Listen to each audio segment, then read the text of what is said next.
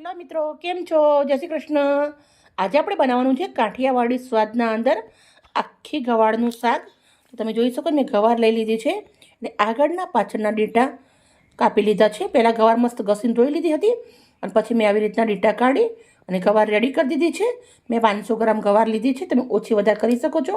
તો આપણે સરસ મજાનું કાઠિયાવાડી સ્વાદના અંદર આજે આપણે ગવારનું શાક બનાવવાનું છે. એકદમ ઝટપટ બની જશે. મારી વિડીયો સારી લાગે તો પ્લીઝ મને એક લાઇક કરજો. બનાવવાની રીતે આપણે ચાલુ કરીએ. સૌથી પહેલાં મેં ગવાર લઈ લીધી છે. કયા કયા મસાલા નાખવા છે પૂરો તમને વિડીયો શેર કરીશ.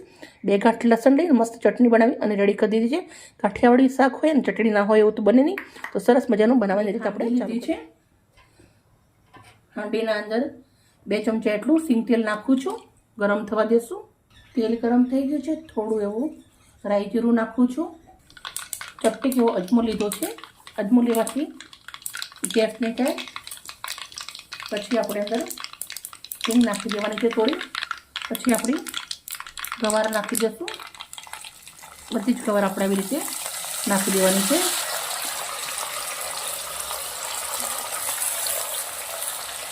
હવે આપણે ગવારને તેલના અંદર સાંતળવાની છે.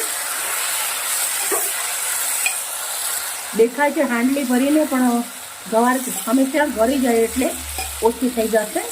તેલના અંદર આપણે આને 5 મિનિટ સુધી સાંતળી લેવાની છે. સાથે થોડું લસણની કળી નાખી દઉં છું.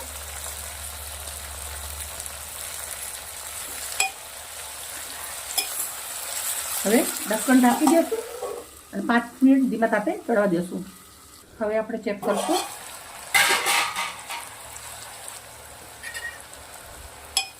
મિત્રો આપણી ગવાર છે તેલના અંદર સરસ મજાની સંતળાઈ રહી છે. તો હવે આપણે ગવાર તેલના અંદર સંતળાઈ ગઈ છે. સંતળાઈ જાય તમે જોઈ શકો છો એનો કલર છે ને આવી રીતે ચેન્જ થઈ જાય. તો ગવાર આપણે સરસ મજાની 80% તેલના અંદર ચડાવી દીધી છે. તો હવે આપણે અંદર મસાલા કરી લેવાના છે. થોડુંક લાલ મરચું નાખું છું. હળદર 1 ચમચી, 1 ચમચી ધાણા જીરું, 1 ચમચી મીઠું, વાટેલી ચટણી લસણની. મેં ચટણી જ્યારે વાટતી હતી ત્યારે થોડું મીઠું અંદર નાખ્યું હતું. તમારે મીઠું સ્વાદ પ્રમાણે નાખવાનું છે. સરસ મજાનું મિક્સ કરી દઈશું. અને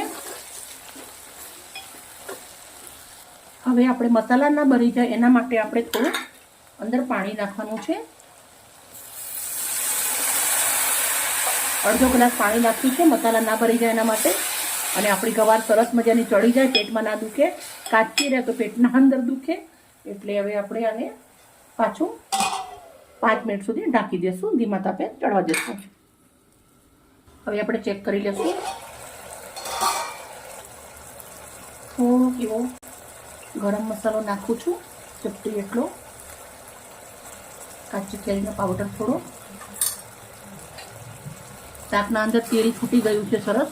મિત્રો તમે આપણું શાક જોઈ શકો છો. બહુ સરસ મજાનું અથાણા જેવું રેડી થઈ ગયું છે. બહુ જ મસ્ત મજાનું કાઠિયાવાડી છે. તેલ મરચું તો ભાઈ હોય. હવે આપણે સરસ મજાની એક ડીશ લઈ લીધી છે. એના અંદર આપણું શાક નીકાળી દઉં છું. મિત્રો તમે એકવાર આ શાક બનાવીને ખાજો, તમને બહુ જ સરસ લાગશે. દાળ ભાત જોડે તો જોરદાર લાગે છે, પણ ભાખરી જોડે પણ બહુ જ સરસ લાગશે. ઘણીવાર અમે સાંજે ભાખરી જોડે બનાવીએ છીએ. અમને ખાવાની બહુ જ મજા પડે છે. આવી રીતે મેં શાકની પ્લેટના અંદર સર્વ કરી દીધું છે. 500 ગ્રામ શાક જુઓ તમે, એક ડીશ બની ગયું આપણું.